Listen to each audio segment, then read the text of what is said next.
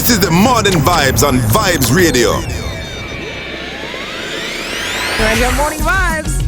Okay, guys, kumbuka kuna loto yenye inachezwa at 10 a.m. draw, na kama huko na 50 bob sasa unaweza cheza kama wewe 777 that's a paybill number. Vibes is the account number, and your 50 bob ushaingia kwa hiyo nini. But this is what we're saying.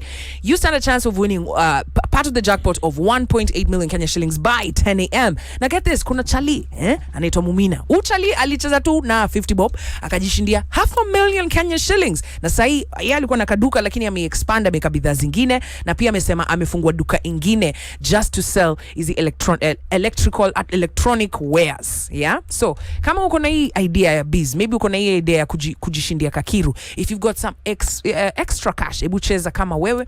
Remember, play responsibly. 27 minutes past 8 a.m. We're getting into MJADALA, court of public opinion. And today we want to talk about marijuana. In studio, I'm joined by two gentlemen. On my right is man like Professor GWADA. Professor GWADA, karibu Morning Vibes. Karibu sana, and thank you for hosting me. Yes.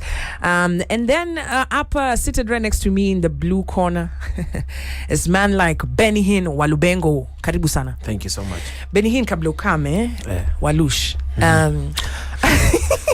Nili make bet na nataka kushinda kabla 10 a.m. You were named after the pastor Benihin. Yes. Riley, mshande yako uweke hapo kwa nini? Kwa come. Mshande yako umeshasikia from the horse's mouth, eh? Cheki, unajua nimeona ukimuonga.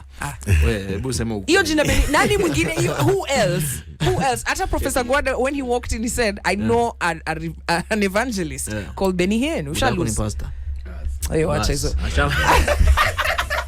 Wait, tarisha mshande mazena kamia. All right, gentlemen, it's really great to have you here in studio. Thank you.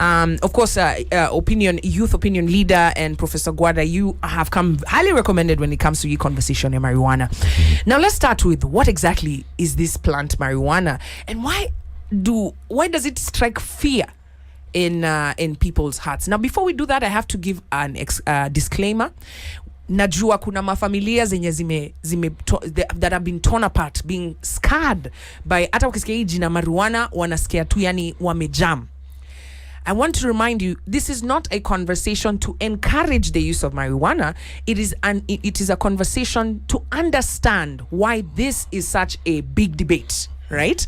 So for those of you wenye mnasikia labda mmeaffectiwa, kuna family member labda mumeambiwa ni sababu ya bangi ame lose it, we condole with you, tunawapa pole, but we must have this conversation. So kama una feel triggered, I think this is the time tutasema labda change station, but kama unataka kuelewa, then this is the right place to be. Remember, we're streaming live on Facebook at Vibes Radio KE, and also on the website Vibes Radio KE, and here on YouTube we are at Vibes Radio.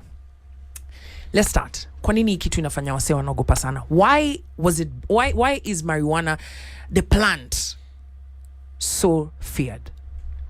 Thank you very much, Komboka. One, I would say that marijuana is not feared. I would say it's misunderstood. And this is also biblical, because when you read the book of Hosea 4:6, it talks about my people suffering for lack of knowledge. Marijuana is the world's most profitable crop, both food and cash crop. And marijuana can make up to 200, for every 247 acres, you're able to make a gross of about $5.2 billion per annum. No plant can reach that. The closest plant to that is tomatoes, that is estimated to bring in about $134 million for the same amount of space and time. So, owing to the fact that it has these massive properties, naturally what you expect is massive interest in such a commercially viable plant. Now, marijuana has essentially 3 strands. The first one is called cannabis indica-forma. That is what is generally smoked. Cannabis indica-forma is what is used as a basis or a foundation for most of the medicines that you buy over the counter. That is the main one. So unasema hiyo indica inakuanga kwa madrugs za Most of them, that's a basic. It's like having a sole for shoes. You need a sole for every leather you put. It's like the sole. It's like the universal mix. That's the cannabis indica forma. And within that cannabis indica forma, it also produces cannabis oils that can be used for body oil, amongst other things. Then the second variant is called hemp, or what is called cannabis sativa L. The difference between cannabis sativa L and cannabis indica forma is what is called tetrahydrocannabinoids. That's the difference. The cannabis indica forma has higher THC levels of over 12%. Yeah. And the hemp has below 12%. Now, hemp on the other side is, while this one is a medicinal hub, hemp is an industrial hub. Now, hemp can be used to make, it's the only plant that can make organic plastics, biodegradable. It makes apparel for making clothes that is tougher than cotton, estimated at nearly 70 times. Wow. It makes paper, which means that paper, if it is legalized, it's bound to impact on the paper industry as it is. It makes twine, which is used, all the tough twines that you see used across all the ports in the world comes from hemp. twine ni nini? Twine ni rope. Rope. Unasema rope maze. Twine si Sawa, nitasema rope ama kamba. Sawa. Then there is it does buildings. There's just been a building in South Africa has been put up, a 12-story building using hemp material. Yeah. In other words, what we're saying is that you can grow hemp in your farm and use that material to build your house at home without bringing in anything. Mainly just the hemp fibers. It's got the toughest fibers. Yeah. The commercial interest in hemp, the history of the commercial interest in marijuana can be traced through the world wars and racism as well. The cannabis indica forma that is very popularly smoked everywhere across the world, and even in the Bible is written about a lot. Wapi hapo kwa Bible? Unajua watu wanashinda kusema iko hapo kwa Bible. Wapi hapo? The smokable Bible. First, when you go to the book of Isaiah 65:5, you will find something there. Then you go to Psalms 18:8, you will find something there. Then you go to 2 Samuel 22:9. Okay, wacha niwasome Isaiah 65:5. Inasema ini King James version. Stand by thyself, come not near to me. I am holier than thou. These are a smoke in my nose, a fire that burneth all day. You know unasema? Niki translate kwa NIV inasema, keep away, don't come near me. I'm too scared for you. I'm too sacred for you, rather. Such people are smokes in my nostrils, a fire that keeps burning all day. Please read 2 Samuel 22:9. So unasema easy verses zinasema they refer to one thing, 22:9. Yes. Okay. Wacha tusome 2 Samuel 22:9. I'm going to read from the Good News Bible. Inasema, smoke poured out of his nostrils, a consuming flame and burning coals from his mouth. Lakini mtu anaweza argue labda walikuwa sha discover tobacco. No, tobacco causes cancer. Marijuana treats cancer. So there is no way you can talk about tobacco in the Bible because it's a harmful product. It's a very harmful product, both to the human body and to the soils in which it is planted. Yeah. And what treats what tobacco brings is marijuana. Yeah. However, what is clear is the need for information and learning, as you said, and understanding. When you go back history, the first major ban on marijuana came in 1913. 1913 is just a year before the World War. And why was that done? Whoever controls the marijuana products is going to control the war. Why is marijuana banned before 1913? If you control marijuana, you're going to have material for making bandages. You're going to have material for making uniforms. You're going to have material for making tarpaulin, tandarua, za magari na nini. You're going to have raw material for making cooking oil. You're going to have material for making women's pads. You're going to have material for marijuana oil for fueling the big vehicles. Na walikuwa wanatumia hii product at that time. They were using it. They had that knowledge. Yeah. Then the second ban, which was called the marijuana tax ban, came in 19 1937. Now, if you recall again, 1937 is just 2 years into the Great Depression and subsequently World War II. Yeah.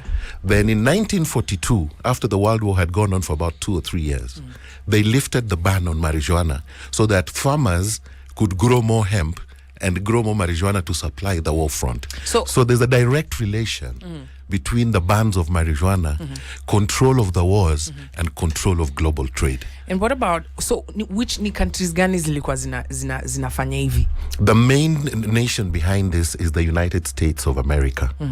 That is where all these bans have emanated from. All of them originate from the United States of America. However, when it got to after the Second World War, it now morphed and changed from basically a nation into a global trade organization called the United Nations took over this thing, and the WHO was deliberately created to manage this plant. Now, the only two groups of people who have had unlimited access to marijuana in the world are the United Nations and WHO. For what? Because they are the ones. You see, WHO is a conglomeration that brings together all the pharmaceutical companies in the world who have an interest in marijuana as a raw material. Yeah. And many of them realize that if marijuana is unbanned, then you are bound to create. You see, right now we are buying all our synthetic medicine from Europe. But if marijuana is unbanned today, Africa, one, will become medicinally self-sufficient. We will stop importing medicines from Europe, and that will be the beginning of Africa's pharmaceutical industry. And Africa's pharmaceutical industry will then necessarily mean the end of the Western pharmaceutical industry. So let me get this straight. Kwa sababu umesema hii story ya Indica. I hope you're with us, by the way. Yes, I am. Walush. I'm listening. Walubengo, of course, Benny Hinn also in studio here, representing Youth Opinion Leader. And if you've got any questions, labda kuna kitu unataka kuongezea, labda kuna hiyo verse yenye umesoma umesema mimi sikuwa najua, unaweza tumia hiyo hashtag kwa Books and Kev. You're talking about pharmaceutical industry. Yes. And umesema hii indica forma inakuanga kwa most drugs zenye ziuziwa. Particularly painkillers. It is amongst the reports that we have put together, that have been put together across by academia. It is estimated that from the mixes you can get treatment for up to nearly 700 known diseases that use marijuana as a base for mixing the different properties that heal. So what they've been planting? They've been planting. And then secondly, the other thing that you must realize is that when they are talking about banning these things, the thing that to keep people away from it, they have very serious propaganda that began to be spread against these plants so that people would keep away from them, and that anybody who touched them would be considered a pariah in society, while they themselves kept use of it and kept control of it. It's all about control. Now, this ban, the first universal ban that came in 1961 under the United Nations Narcotics and Psychotropic Single Convention, which is very faulty. In a new book that I have put together that should be out in a couple of weeks, I'm actually waiting for my editor who's running through it. I have done a total critique of that single convention.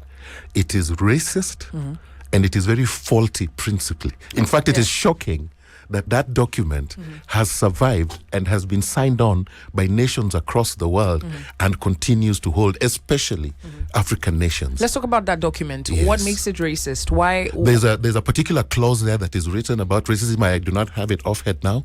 That has all these details, because it's a very major critique that I've done on this document, because that is the beginning, or that is the universal base for the ban of marijuana. Okay. It cannot hold scrutiny. It cannot hold to scrutiny. It is a faulty document. Yet that is what has been domesticated under our the narcotics, the one that by NACADA, the UK, Kenya, in the law. Yes. That is what has been domesticated. Now this is but what we I have wanna not been given a chance to go through it and able to pinpoint that this is wrong, this part is wrong, this part is wrong. And for you to contest such a document, We can't say, for example, I can't deal with the UN directly. Yet the laws that they make for me affect me directly. Yeah. If I go to the UN, they tell me, no, go and speak to your government. I've tried. Yeah. Go and speak to your government. When I first went to the Senate, calling for the legalization of marijuana in 2017 or 18, all the issues that I raised, our government did not respond. It ended up being responded to by the UN in December 2020 when they declassified marijuana from the list of most dangerous drugs to ordinary plants. The entire response was directly from the petition I sent. So we're in a situation where we have laws governing us from a universal body who we have no way to engage with. We have no way, but they do things in their own way. Do you know that it is even isn't that because we're a signatory of we're a member state? We're a member state, but it means that there must be a clause where if there is things we don't agree with, we can deal with the UN direct. The UN is not God. It's true. It's not God. Now let me ask you, Benihin. Yes. Walubengo. You told me to call you Walubengo, yeah? Yes. I like that name, Walubengo. It's a heavy one. It's ni Gina. Nika yo GWADA mazi. Nika kwamboka. Sasa. Umesikia ameongea juu ya I want us now to move from hemp. Yeah. Right? Because the one in contention is Indica forma. Right? You've heard everything he has to say. Yes. Umesikia most drugs as a pharmaceuticals wanatumia some of them wanatumia most wanatumia hii marijuana kwa kutengeneza nini, but on a consumer which is what perspective, which is what is happening in the country. Unaweza sema, what are your thoughts on this hii marijuana, especially after everything he has mentioned? Okay, kwanza the first thing ndasema prof ako very smart. Lisikiza prof akitoa speech time yenye Wajakoya alikuwa na launch his manifesto, na nikasema tu ka prof angekuwa tu saidi yetu, tungekuwa mbali Kenya. The way he even explained it, the way he's fluent, nilikuwa tunasikia fiti nikimsikiza.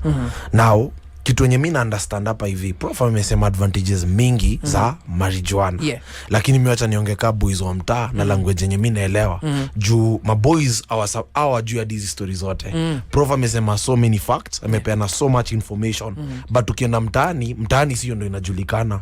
Mtaani wanajua ni aje bangi ndo iko hapa hivi, na gode ndo inapitishwa. So hadi hawajui stories za cannabis nini hadi wasenyo wanauza gode wenyewe hawajui types hizo vitu zote. Wewe unafikiria yenye inauzwa hapa kwa streets yenye watu wanafungwa na hiyo ni brand gani? Yes, hadi si story ya kamba. And then another thing, prof quote scripture very critical. Here Hosea akisema my people die because of lack of knowledge. Nataka to dig deeper tuelewe knowledge ni nini. Now unaona amesema scripture itaongelea story ya God, but God ametupatia vitu tatu. Ametupatia willpower, ametupatia choices, na ametupatia conscience. Hizo vitu tatu ndo zinafaa pia ku guide human being. Hakuna place kwa Bible imeandikwa that mtu asitumie gun, but kuna rule imesema do not kill. Hakuna place kwa Bible ameandika story ya mashuga mami. Juu ni issue contemporary. So Bible kuna vitu zenye Bible ita question, but God amepatia na legal ground, na amepatia na humanity. Kuna moral standards za society. That's why kuna vitu zenye msezi fanya mbele ya wasi. Ukiuliza prof angekuwa hapa hivi kali piga kigode, angekuwa prof. Unaona hadi venye anajiexpress. Nimechezea mamba, Black Mamba Ball, nimechezea Brua, nimezaliwa Nyalenda Kisumu. Maisha yangu imekuwa mtaani, na mimi sina shida na gode, by the way. Sina shida, hata watu wangu hawana shida na gode. Lakini niwaulize swali. Alafu ngoja niwaulize swali. Wacha nipatie Walubesh chance amalize hiyo point yake. Alafu sasa tuingie debate. Sawa. So utakam ku realize ukiangalia hiyo story yote ya legalization, tunaweza legalize atujakataa. Kuna time yenye Obama amekaa makashow hunye, by the way ndawa pitisha story ya gayism. Hunye akamshow ndio tunaweza ipitisha, but is Kenya ready for that? Wase wayangu wako ready for that? Now so lenye mimi ndauliza right now venye tunaongea, kuna 500,000 abortions zinakariwa out kila mwaka. Right now venye tunabonga rehab, tukichukua data facts na statistics, ni wase wayangu wamejaa chini ya wase 19. Mimi upiga high school mission. Tukichukua data, the biggest problem sasa inasumbuadi machuo high school ni story ya gode. Wase watuli, wase ndo wanachoma machuo.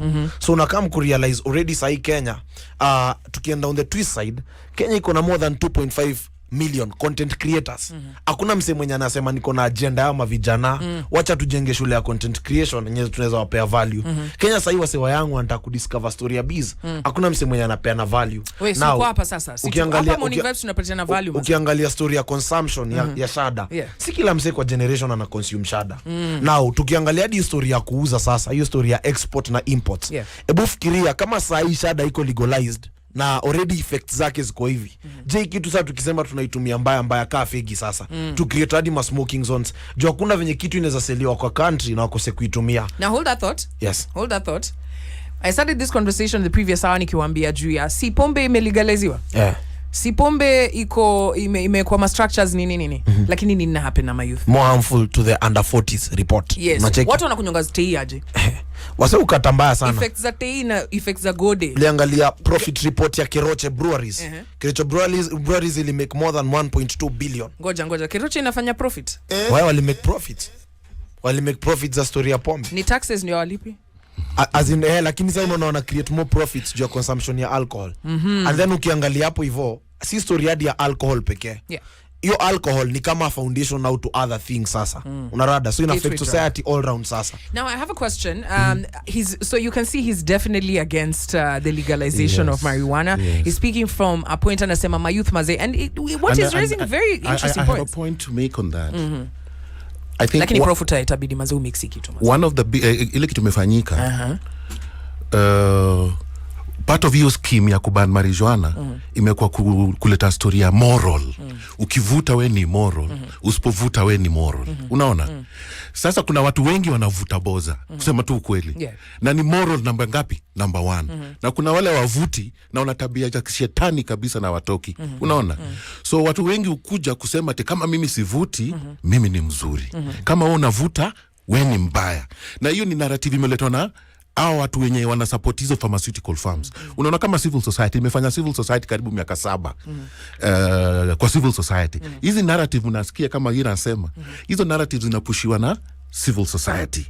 Na civil society inakuwa sponsored na corporate social responsibility funds kutoka kwa most of those pharmaceutical groups. Utambia mama wa wenyewe aje mwenye anatusikia saa hii mwenye kijana wake, msichana wake wamefiatu for lack of a better term kwa sababu ya bangi. Ukicheza hapo huko hizi area za Migori. Hiyo place inaitwaje? I've forgotten the name. Producer, hebu nipatie hiyo jina hesap. Ile ama nini? Ile place pali Luanda.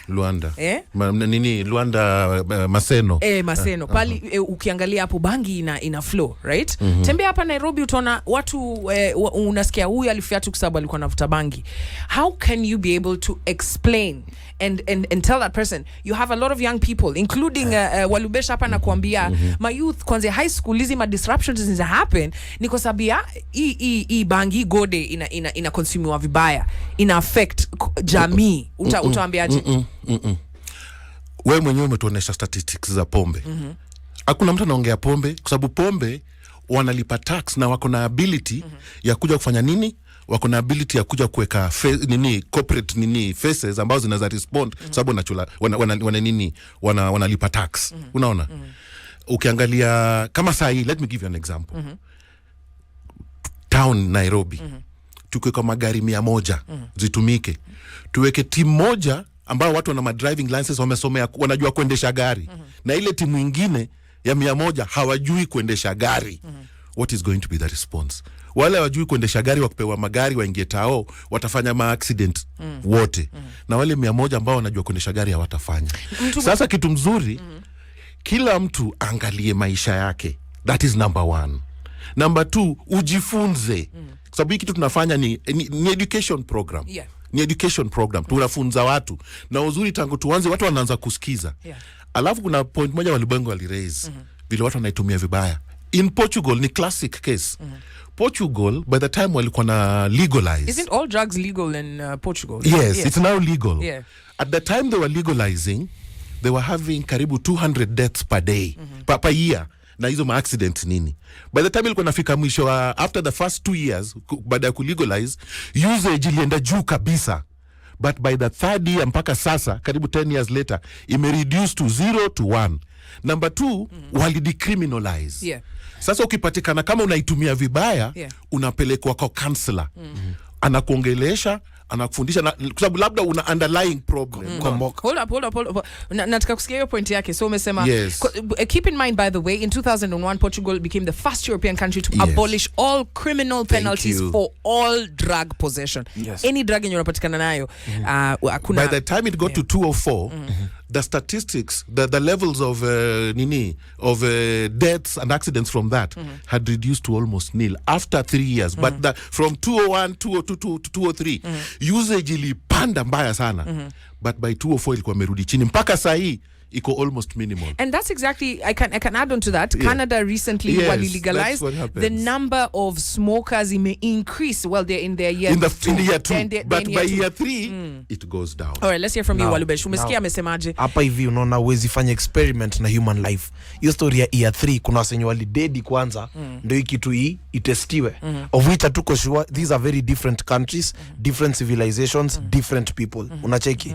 Na watu react differently. Naturally, hadi Kenyans wako aggressive all over Africa. Wakirate statistics, Kenyans wako aggressive. Kenyans ni wase wa bidii. So atuja verify kwanza. So unasema ikilegaliziwa tutago atujui kama itawaka ama itawaka. Umerada. Na tuwezi fanya experiment na human life. Human life is too expensive. One soul inaweza change a destiny of a whole nation. True. So hatuwezi piga experiment na life za wase. Atuseme sasa year 3 kuna wase walidedi, kuna wase walidedi, alafu ni aje hiki tu ikawaka. Another thing, wacha tupige case study. Wacha tuongele Mexico na Jamaica. Jamaica is the poorest nation in North America. Yet ndo wase wenye wako na gode vifiti. Unacheki? Lakini wali legalize, when did they legalize it? Just a few years ago. Yes, but sasa tunajiuliza mbona wase wako na hii gode na wanajua hizi statistics zote na hizi data, hizi stories za marijuana kutengeneza kamba, hizo vitu zote. Mbona hawajatengeneza kamba nayo wakatengeneza magorofa? Na why are they the poorest nation? Mbona tusiongee countries zenye zime legalize na wanaanza unaona hadi Portugal, unaona hadi Portugal. Rates za depression ziko very high Portugal. Rates za depression ziko very high yo Canada. Wait, lakini tuseme unasema marijuana ita sort out depression? Like there's one thing we are making a mistake. When we are coming to a radio interview, we are not coming at sisi ni wazuri wale ni wabaya. We are not coming as judges. Yes. We are coming as people who are coming to shed light on a topic. Very true. One of the biggest problems with marijuana is that people who don't smoke marijuana believe they have a moral authority over those who smoke marijuana. Hao ndio wanajua. Sisi ndio wazuri. Let me ask you, hold on. And that's a thing that shouldn't be there. Because the marijuana people, many people who smoke and utilize marijuana hold. When Obama was going to contest, didn't he say he had been using marijuana? We've had even in Kenya a president who has been associated with marijuana. And it's something that is, if we are talking at that level, we must move away from the people who do not smoke marijuana or who do not agree with marijuana coming to try and moralize. So you want the moral authority to moral ni yako kwanza. Okay. Moral ni yako kwanza. But I want to ask a question here to Walubengo, right? So you it's coming out very clearly that you are adamantly against the legalization of marijuana. Yes. But now I want to move the conversation from just, consumption or, let's talk about people who, if you're looking at chronic ailments, marijuana has been at the forefront, minus the THC, to deal with like drug. It's a better painkiller, for example, in some places. Antidepressant. I have a brother who's autistic, and I've seen, in fact, I'm currently talking to an autism guy, speech therapist, right? And marijuana minus THC imesaidia watu hata wako na Tourette's wanaongea fiti, right? You've seen people who have diseases like Parkinson's disease and so many other diseases where this tests za marijuana minus THC zimesaidia. And then on top of that, let's add all the industrial benefits za marijuana. Are you willing to throw all that away, not even have any commission put together, any research put together to see whether, and these are just the ones that have been discovered, there's so much maybe that hasn't been discovered, you're willing to throw all this away because of the impact? And I'm not downplaying the impact, it's just a question. Okay, the first thing, kuna kitu yenye prof ajanielewa hapa hivi. Sisemi mse mwenye atumigode si mfiti. I have friends, I have relatives who use bang. I sit with them, we talk.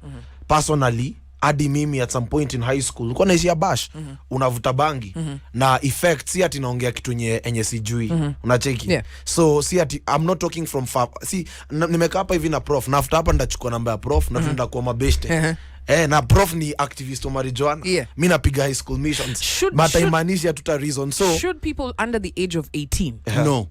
I'm not 23 and above. Exactly. 23 and above. So now let's move to your question. Yes. So your issue is that kuna watoi high school, kuna watoi campuses, should they be consuming marijuana? Sasa unaona audio story above no ni ati atuta manage ku control. Alafu alcohol right now there's your label 18 and above. Yes. Ulikuwa na chapati consume. Watu walikuwa na chapati hii hata in fact we did a whole show here tukasema when's the first time ulikunywa pombe and the average age was 13. Unaona young people wanalanda kitu yenye wanacheki. Hawezi ambia wase achana na hii kitu na already msha mention advantages. Nikiwa high school kuna boys alikam from tu akasema ukipiga GWADA itakusaidia kuwa na memory. Na wase Daro walikuwa convinced and it was a national school na wase walikuwa smart lakini wase wote walikuwa convinced now kuna nataka kumkoi question yako tunaweza throw out hizo benefits zote industrial hizo zinasaidia za wase wa health ati to focus na kitu moja now even ndo mean reason mse mwenye ali-invent gun mse mwenye ali-invent AK-47 yeye alikuwa amesema invent AK-47 for protection purposes but by the time alikuwa anakufa alikuwa analia akisema ana regret juu the fact that ali bring AK-47 ili end up ku kill more people than ku protect more people na history yote ya shada imekuwa hapa hivi si ati ijakuwa shada iko hapa hivi na kuna wasi imesaidia unacheki but imewasaidia from a scientific perspective iko allowed in a specific medical lab mse mwenye amestudy for specific number of years anajua kuhandle kitu na anajua benefits zake na tukikuja kwa hii conversation inaendelea nikisikiza speech ya Wajakoya na hiyo manifesto yake manifesto yake inasema ni aje that wase wanaweza wako allowed kupanda hii kitu au wase wana certification au wase hakuna training prof amesema that country kama Portugal wase wanapelekwa kwa ma-counselor ma-psychologist mse mwenye ako affected Kenya hadi hatuna enough psychologists psycho society kusort matters zenye tuko nazo tutatrain hao ma-psychologists ngapi tuko na hizi institution specific another thing already society iko judgmental by the time hadi tukamkushift hiyo change society ndo tukamkurelax mind zetu tuone kitu ikiwa kitu different hatuna hadi hizo resources na hizo capacity problems zenye tuko nazo already ni most by the time tuna try ku bring hiki tu kwa system hatuna hiyo capacity ya kuibring na kuicontrol another thing Mexico venye wa legalize stuff ilibidi wame bring more forces of protection the security makarao most makansela wale ma district officers ilibidi wame bring wase wengi professional wase wako na hizo resources sisi kama Kenya sahi penye tuko kwa wase wa young hiyo si priority juu tukibring hiki tuka priority already story ya pombe inatusumbua wase wana dead ukiangalia sahi hadi rates za suicide kutokana na story ya madre iko very high unacheki story ya dropout rates stories za maball already hapa hivi iko high so by the time tuna bring hii stuff mseka prof ni mse ana reason but wase wangapi wana reason ka prof I want you to hold that thought prof I'm going to give you a chance to rebuttal. Very interesting debate hapa. And then in the Tafungwa phone lines P 0719012700. Guys, I'm here to remind you it's MJADALA Court of Public Opinion and today it's the marijuana debate. Morning Vibes, where you are the MVP. No negative vibes. Unafanya mademu wote wa club wapotee. Sasa umesimama galababu likianza unashangaa ala mademu wana wapi? Kumbe wako huko babbling. Big up yourself wherever you are. 11 minutes past 9 a.m. Sounds of Riley of course. Unasikia conversation venye kwa moto. Nasikia ni hot manze. Na hata mimi nimejoin hapa sasa ni changie. Hebu changia kwanza tuambie Ready Moz nani yako kwa Ready Moz leo? Ready Moz leo tuko na Ready Minato Trini Medal Redeem na tuko na Mans like Charlie Black. Anago head to head na general degree. Yeah man. Sasa hapo mtatuambia venye unataka kutembea, that will be coming up in a bit, but right now nataka kupatia kuna swali wa Lubengo aliuliza and I know you have the answer for it real quick. I'm going to give you just a minute and a half umalizia hapo then we get into because Kenyans yani hot phone iko hot. Yeah. What was it? Uliza swali yako tena. You had asked the question about what was it? Psychologists. Yeah, he had mentioned that that there's not enough psychologists. The effects of this is not a priority for us as young people in this country right now. Do we have the infrastructure? Iki tutafanya wase wa. So the issue of psychologists, infrastructure, and the youth voice. Yeah. One, I think if we were looking at estimating the number of psychologists, we would go by more scientific records. While I appreciate Walubengo's opinion, we would actually go more scientifically, considering his opinion also as part of that. That is number one. La pili, hawa tunasema in Africa sahi tuko na estimated 200 million bang users who smoke bang. This is according to UN records. So you're saying like an eighth? Yes, over 200 million, and this is under the ban. Yeah. Sasa unajua ukifanya hiyo kama utafiti, wale wanaficha ni wengi. Sasa ikifunguliwa. So I don't think also that Walubengo is best placed to comment or to have authority over these 200 million people. Number two, the youth voice. Wale vijana ambao tumia boza. Au pia wanasaidia, wanaweza sema, unaona? Wana story. Ile kitu imekuwa kinikera tangu tuanze hii discussion. Ni wale watu hawataki boza ama wamechukua stand against boza for one reason or another. Wamechukua moral position ati hao ndio wazuri na hao ndio wanajua na hao vitu wa bandi wanataka wakuwe shepherded, waoneshwe barabara, waoneshwe njia ya kufuata. I cannot go today and speak in an authority say for what would I call? I cannot speak for journalists today. They have people who can speak for them within their trade. The best thing is, let us go by fact. We have already said the Bible is very clear on this. We have given the scientific facts from this. Then there's now what is katika nyoyo za watu. Mazi iliharibu mtoi wa nani, lakini ukiangalia kwa hiyo boma utapata labda huyo mtoi boza imeharibu mmoja, pombe muo watatu. Lakini hiyo pombe hatusemi kwa sababu wale wanadoa ya kufanya nini? Ya kufanya corporate social responsibility, PR, wanaweza influence laws kwa parliament, wanaweza influence laws everywhere. What I am saying, watu waheshimiane. Kama wao uvuti bangi, wewe nyamaza. Wale wanavuta wacha wangangane nayo, kwa sababu kuna wengine pia wakunywi pombe, lakini hawaendi wakishurutisha wale wanakunywa pombe. You just use enough. What we talk about is moderation in everything. Hata maji ukinywa sana inakuharibu. Hata ugali ukipiga sana inakuharibu. Lakini hiyo drawing line ndio mimi naomba. So just to be clear, unasema kama kwanza hii conversation ya bangi au watu wenye wanasema ili haribu mtoi wa nani, pia kunaweza kuwa na hizo underlying issues like mtu wako anajua. Au wase wanyamaze kwa sababu wao hawana kitu wanasema. Biblia haiko kwa saidi yao. Okay, wacha tupatie Walubengo aseme real quick na kupatia a minute and a half. Sawa. Number 1, natuwezi nyamaza. Jua sina kuinvolve ni ma brothers zetu, ma sisters zetu, tutaendelea kubonga hii story. Number 2 ni generation tunaangalia. Na tukiangalia generation ni value, ni economies, ni ma destiny ziko raw.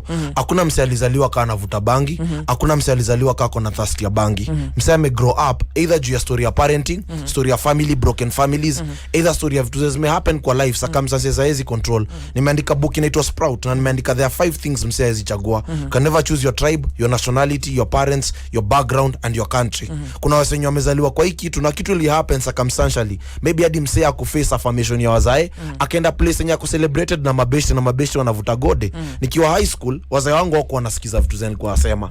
Na any time nilikuwa naishi na mabeshte zangu kukata, you know time hasa wananisikiza senye tumelewa. Wanasema buda mazi unakuanga smart, wewe ni genius. Na mse anasemanga men go where they are celebrated, not where they are tolerated. Na sometimes mse anaenda kwa sako ya wase wa gode na wase wako judgmental. Au sana nasikiza ideas zako. Au wase wako kwa Christianity moral standards. So wakikusikiza kuna venyadi una feel ni kama this is where I belong. But in real sense ni vile uko na issues na hujapata mse wa kuexpress. Na that is why kuna wase wengi mse anashindanga ever high. Juu kuna venye hataki hadi kujiface juu other underlying issues. Kitu yenye mimi nasema wase wa gode si wabaya, but kuna wase wanatumia na wamejipata hapo hivyo na hawezi toka. Wacha tu help our senyo washatoka na tumekubeshte nao na tuonyeshe hiyo love na through kuexpress hiyo love tutawajenga. But hatuwezi sema junoma iko tuendelee sasa kuchafua na tuchafue kabisa. All right, sasa umesikia hizo point mbili, different perspectives, very interesting because this is exactly what it looks like on ground. Kuna wale wase wenye wanasema you know, especially now wase most of the time wanakuanga wase wa consumers, right? Alafu pia kuna wale wenye wako against this. Maybe they've experienced a few things which he also stands for. But sasa nataka kusikia kutoka na baby MVPs wanakuanga wase. Sita judge. Fire Mama. Let's hear from Fire Mama straight out of Embu, one of our top MVPs, most loved, beloved. Wagwan Fire Mama. Natnyagwan. Kote wako studio wote. Wamegoteka? Mimi nashukuru Mungu kwamba tunaendelea kufunguka macho ndani ya nchi yetu ya Kenya kwa sababu watu hupotea kwa sababu ya kukosa nini? Kujua. Hebu nikwambie. Bangi nimetumia miaka 35 na niko na 56 years kwa mboki. Na sijawahi kufanya jambo nikakosea mja kwa sababu ya bangi. Mwanzo nikwambie, bangi ni ndawa. Bangi ni starehe. Bangi inatibu, unaona kwa mboki ukijikata saa ina kisu hapo huko uchukue ile njifu ya bangi. Ukitia hapo mara moja kesho utakuwa ni kama umepona. Okay.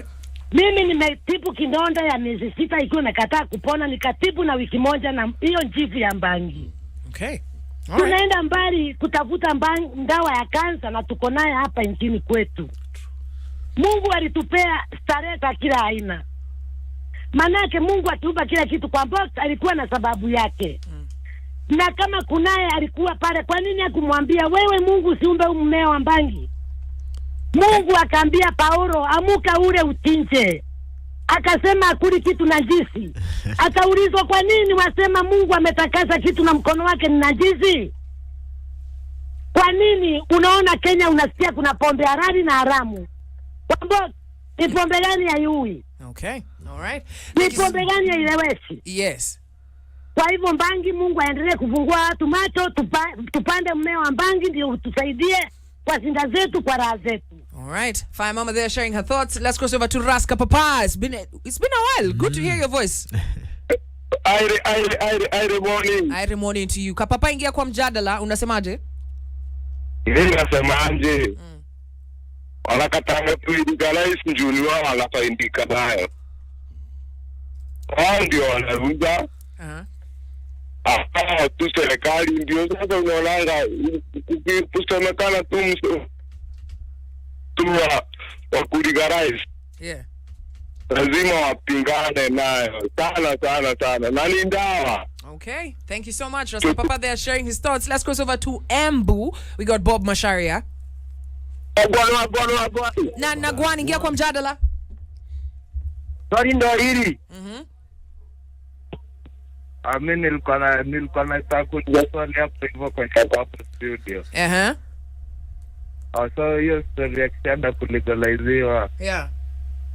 Azinile designer di gavana wakilegalize bado wanaweza invest madondo hadi ya marijuana tukipata tupate ikiwa mali safi. So unasema wewe unataka ilegalize wewe ndio upate mali safi. Ndio unajua hadi saa hii bwana hadi tunavuta masasi. Okay.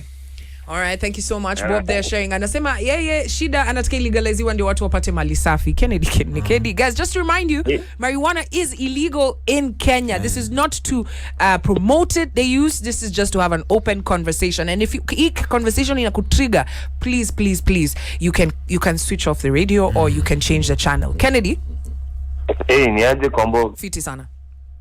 Mimi na support hapo hivyo prof venye amesema. Moderation ndio kila kitu. Utumiaji vizuri yani. Wezi kona itumia kila siku. Alafu bado society yao ndo wana set standards. Venye amesema tu hapo mtu wenye hatumii anakaa ndo wako normal. Sasa inakuwa aje na mimi nikitumia nafanya venye mtu wako normal anafanya. Kama ni kupika shughuli zangu. All right. Sorry, Kennedy. We got to cut you short. Jonte Akongong. Jonte, real quick. And I'm going to take one final one from Kevin. Wagwan. Pabo, tuko fiti. Tuko fresh. Salimia prof hapo na walibengo. Umesalimika? Sasa what I want to say, when we have in this marijuana debate, we must be devoid of emotions. Unaona? Tuache kuargue na emotions. Tuargue na facts. Unaona? Kwa sababu when we put emotions, we know that marijuana has been demonized ever since. Unaona, since Prof ametuambia 1913, 19 war. Na ukiona hiyo demonization of marijuana, ilikuwa ni for the benefit of the pharmaceutical companies na nini. Alafu sasa wakisha benefit wanakuja kwa ground na kusema venye ni mbaya, venye ni nini. Yani they are speaking from double sides, unaona? So what we need ni kudiscuss kitu na fact. Kwa hiyo nimesikia Walubengo hapo akisema ati Canada has one of the highest rates of depression, sijui nini. And if you just do a cross check across the 10 American and North American countries, utapata Canada haiko hapo top, iko hapo almost number 7. Alisema Portugal. Canada and Portugal and Canada. Ukienda USA, the rate of violent crimes in the states that legalize marijuana, California, Colorado, Washington, the rate of this violent mass shooting and nini actually imeenda low. Kuna well set up institution kutokana na do za marijuana zenye zina help. I gotta cut you short. I gotta cut you short. Get to the point. So what I want to say, let us not be the moral god. Let us have a clear discussion. After all, 200 or 300 million Africans, hao si watu wadogo. Let us also be respected. All right. John there anasema we as Africans need to be respected. Now I'm going to finish off with Kevin. Kevin is in Mwega. He's a new first time caller. Mume debate paka amedecide kupiga simu. Kevin. Yes, welcome to the show. Mazee mimi naitwa Hope kutoka Mwega. Dunia hiyo mjadala imejipamba. Alafu mimi nataka kusema. Yeah. Watu unisikia wakati huo jamaa amedai ati mtu huwa anafia. Hiyo ni uongo mazee. Mimi kwa kweli nimetumia godi miaka 20. Haujafiat bado? Kami sijai fiat mzee. Unacheki? Unajua watu wenye ufiat wao semanga hawajafiat? Hai.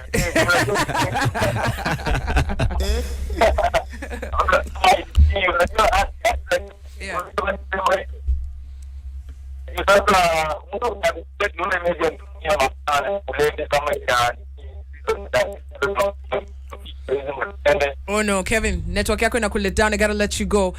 But he was alikuwa na counter hiyo story ya kufiat. Gentlemen, 30 seconds each. Tumalizie. Clearly there's need for more debate on this.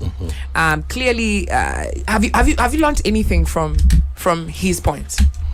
I'm not sure if I've learned anything. Even just the fear, because he's representing a huge people who have fear. No, they have no fear. We cannot say, people who love marijuana cannot say we are afraid of those who drink alcohol or who get drunk from alcohol. That one is trying to ride on the back of backs of others are trying to create nikama sisi ni wazuri. Try to create us versus them. Watu waboza pia washughulikagi na watu. Wanafanya vitu zao kivyao kwa njia. The fear is how many people are like irresponsibly using the drug, hence the bad rep, and also people are do you know that bang has no overdose? And then secondly, there's an assumption that bang and alcohol have the same effect. Ukinywa pombe unalewa. Ukivuta bangi unawaka. It said you blaze. Na ingine unalewa unaanguka. Ukishona mtu amevuta bangi akaanguka. It's a very different thing, and it needs to be understood scientifically. But there's one thing that one caller has said. The need for respect. When somebody who does not use this thing picks on the weaknesses of others who have used it and makes it a platform on which to get authority to speak to those who use these things or who love this thing, it is disrespectful. Very disrespectful. Because this does not determine goodness or badness. Your character does. How you apply yourself in society. How you moderate yourself in society. Vile angalia watoi wako. Vile unachunga boma yenu. Uwezi kuja ati mimi sivutagi sasa mimi ni mzuri, wale ni mafala wajui mimi ndo ninajua kwa sababu Otieno ama Kamau alivuta sana akaanguka. Tafuta miti ingine. Sawa. Tingisha mti. I'm going to give you Benihin Walubengo. Tell us, what are your thoughts? Kumalizia. Have you learned anything? Have the listeners told you anything? Are you still upholding your stance? Prof amesema learn anything, but mimi nimelearn a lot na imenipea more reasons to go and do research. And next time I'll meet him, it will be a very, very good debate. So imenipea more reasons now to build even more capacity. Najua sijai ku engaged in such a debate. So na nilipigwa jana jioni. So naenda kupiga sasa good research and I'll write a book about it. Fantastic. Now, ndamalizia na hii. Mahatma Gandhi akisukuma story ya democracy na liberation. Walikuwa wanatumia guns kufight history yote. But akarealize guns zinaua wase wenye hadi wanafaa kusaidia wase kumake movement. Na kitu mimi ndasema already generation kuna noma zimekuwa hadi before us. Kuna noma zilikama hadi before si to come. Na kuna history yote ya racism hatuta ignore. Hiyo story imekuwa hapo hivyo. But mimi kitu ninauliza sasa penye tuko ka society, are we in a place where we can legalize weed? Are we in a place where we need empowerment? Hiyo ndio kitu tu mimi nauliza. We in a place where we need also empowerment as young people. Kuna wase huko young ni ma content creators wako na business ideas, hawajaipata di platform ya ku network na wa grow. So kilete umse GWADA hiyo 50 bob anahitaji imu empower anwe bundles apost kitu online. Unanipata? So hakuna venye already mse akishapiga hii GWADA hiyo concentration mse amesema ana blaze na mtu akisha blaze hezi concentrate na hezi kwa effective. Okay, we're going back into the argument. We're going to end it there. Thank you so much Walubesh for your time. And I know Prof umemgignite tena. Sasa ana blaze. 28 minutes past 9 a.m. Thank you gentlemen so much for this conversation. Prof, we appreciate the information. Walubesh, we appreciate the zeal, right? And the fact that you said you want to learn more about this. And we're going to invite you after you do the research. We're going to invite you to be back here. Guys, remember, EA kuwa ku promote marijuana. It was a debate to understand where it comes from. And if you've got anything you want to maybe query, ama umesema kuna kitu hapo umesema ai nataka kukosoa ama kuna kitu umesema hapo tumenini, remember, use the hashtag Kwambox and Kev. Sawa?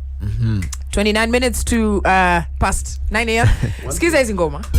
10 a.m. Zach Jones and Jesse Royal with the weed song. Now, we're about to join a conversation, or rather, two gentlemen are walking into the studio. Now, machali wako na innovation. Remember, it's all about on my grind. Tushamaliza kuongea juu ya marijuana and the uses.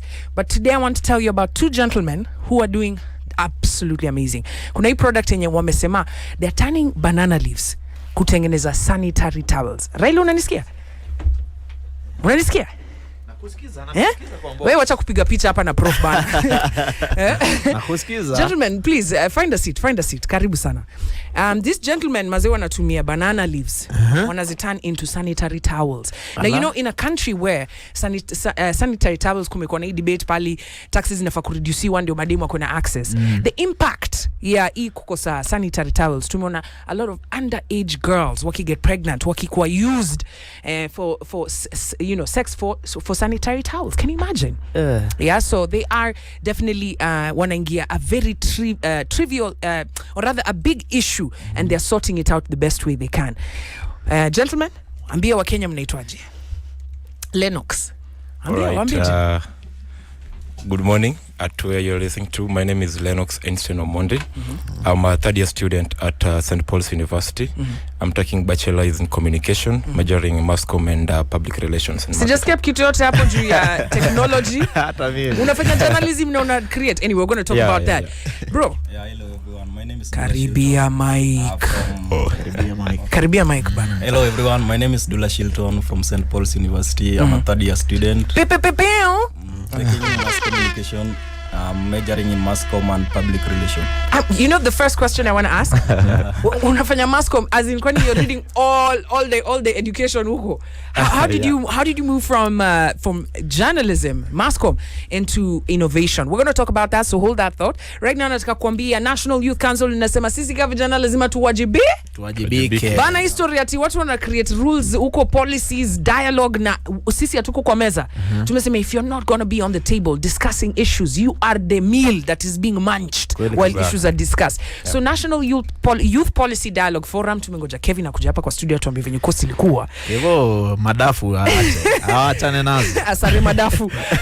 So the conversation has been going on across the country. Unajua kuna kitu inaitwa public participation kama youth. Pali wanakuita ukuje useme vitu na sika public participation ya youth peke, ya all policies. Lakini sisi tumesema kama youth, it is emerging, or kitu yenye tunajua, in every county kunafaa kuwa na National Youth Policy document, si ndio? Yeah, only 4 counties imeapprove hiyo kitu. Hiyo inamaanisha only 4 counties, zingine ziko ati in dialogue, nini, conversation. Na hii imekuwa tangu hii government ingie. So kaa kuna governor kwa county yenu, swali unafaa kumuuliza, mbona hii policy document haijatokelezea, right? Mbona hamtaki kusikia sauti za youth? Sisi kama youth, we must be heard, we must be seen, and we must be making that impact. You're about to meet Dula and Lennox, na hawa wamesema sisi kama youth lazima tuwajibike, wazee, tujishike. So remember, this message is brought to you courtesy of National Youth in NYC in partnership with Vibes Radio. Na tumesema kitu yoyote yenye nafanyika kwa hii country, we must be a part of it. Exactly. Heads, start your day the MVP way, where you are the MVP, no negative vibes. Yeah. When you're gliding through the night, gripping it. Yo, hold up. Yani una slide to rhythm was even zizi. Hold up. All right, it's called a Trini Medal rhythm.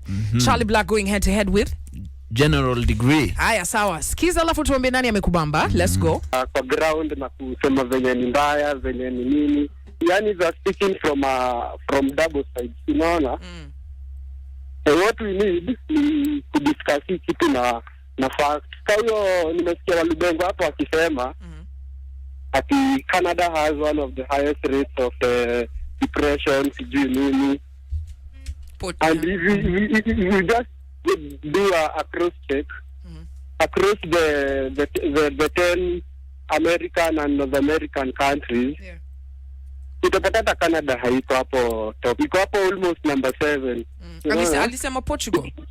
Canada, Portugal and Canada. Ukienda USA, the rate of violent crimes in the states that legalize marijuana, California, Colorado, Washington, the rate of this violent mass shooting and actually imeenda low. Kuna well set up institution kutokana na do za marijuana. I gotta cut you short. I gotta cut you short. Get to the point. So what I want to say, let us not be the moral god. Let us have a clear discussion.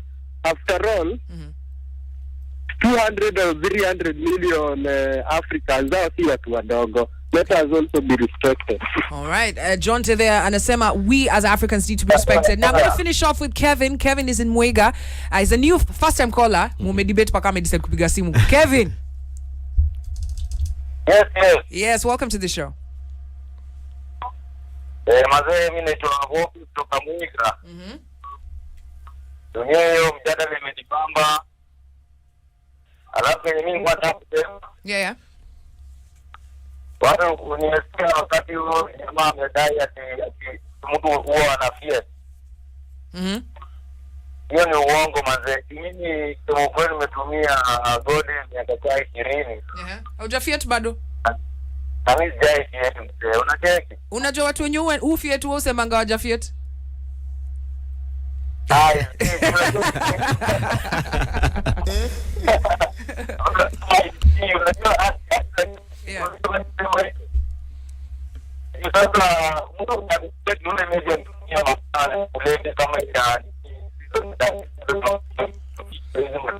Oh no, Kevin, network yako inakulet down. I gotta let you go. But he was alikuwa nacounta hiyo story ya kufiat. Gentlemen, 30 seconds each. Tumalizie. Clearly there's need for more debate on this. Clearly have you learned anything from his points? I'm not sure if I've learned anything. Even just the fear, because he's representing a huge people who have fear. No, they have no fear. We cannot say, people who love marijuana cannot say we are afraid of those who drink alcohol or who get drunk from alcohol. That one is trying to ride on the back of backs of others are trying to create ni kama sisi ni wazuri. Try to create us versus them. Unajua watu waboza pia washughulikagi na watu. Wanafanya vitu zao kivyao kwa njia. The fear is how many people are like irresponsibly using the drug, hence the bad rep, and also people are do you know that bang has no overdose? And then secondly, there's an assumption that bang and alcohol have the same effect. Ukinywa pombe unalewa. Ukivuta bangi unawaka. It said you blaze. Na ingine unalewa unaanguka. Ukishona mtu amevuta bangi akaanguka. It's a very different thing, and it needs to be understood scientifically. But there's one thing that one caller has said, the need for respect. When somebody who does not use this thing picks on the weaknesses of others who have used it and makes it a platform on which to get authority to speak to those who use these things or who love this thing, it is disrespectful. Very disrespectful. Because this does not determine goodness or badness. Your character does. How you apply yourself in society. How you moderate yourself in society. Vile unaangalia watoi wako. Vile unachunga boma yenu. Uwezi kuja ati mimi sivutagi sasa mimi ni mzuri, wale ni mafala wajui mimi ndo ninajua kwa sababu Otieno ama Kamau alivuta sana akaanguka. Tafuta miti ingine. Sawa. Tingisha mti. I'm going to give you Benihin Walubengo, tell us, what are your thoughts kumalizia? Have you learned anything? Have the listeners told you anything? Are you still upholding your stance? Prof amesema learn anything, but mimi nimelearn a lot. Na imenipea more reasons to go and do research. And next time I'll meet him, it will be a very, very good debate. So imenipea more reasons now to build even more capacity. Najua sijai kuwa engaged in such a debate. So na nilipigwa jana jioni. So naenda kupiga sasa good research and I'll write a book about it. Fantastic. Now ndamalizia na hii. Mahatma Gandhi akisukuma story ya democracy na liberation, walikuwa wanatumia guns kufight history yote. But akarealize guns zinaua wase wenye hadi wanafaa kusaidia wase kumake hiyo movement. Na kitu mimi ndasema already generation, kuna noma zimekuwa hadi before us. Kuna noma zilikama hadi before si to come. Na kuna history yote ya racism hatuta ignore. Hiyo story imekuwa hapo hivyo. But mimi kitu yenye nauliza, sasa penye tuko ka society, are we in a place where we can legalize weed? Are we in a place where we need empowerment? Hiyo ndio kitu tu mimi nauliza. We are in a place where we need also empowerment as young people. Kuna wase huko young ni ma content creators, wako na business ideas, hawajaipata di platform ya ku network na wa grow. So kilete umse GWADA hiyo 50 bob anahitaji empower anwe bundles apost kitu online. Unanipata? So hakuna venye already mse akishapiga hii GWADA hiyo concentration mse amesema ana blaze. Na mtu akisha blaze hezi concentrate na hezi kwa effective. Okay, we're going back into the argument. We're going to end it there. Thank you so much Walubesh for your time. And I know Prof umemgignite tena. Sasa ana blaze. 28 minutes past 9 a.m. Thank you gentlemen so much for this conversation. Prof, we appreciate the information. Walubesh, we appreciate the zeal, right? And the fact that you said you want to learn more about this. And we're going to invite you after you do the research. We're going to invite you to be back here. Guys, remember, EA kwa ku promote marijuana. It was a debate to understand where it comes from. And if you've got anything you want to maybe query, ama umesema kuna kitu hapo umesema ai nataka kukosoa, ama kuna kitu umesema hapo tumenini, remember, use the hashtag Kwambox and Kev. Sawa? 29 minutes to past 9 a.m. Skiza is go. Rebels and reggae heads, start your day the MVP way. Where you are the MVP, no negative vibes.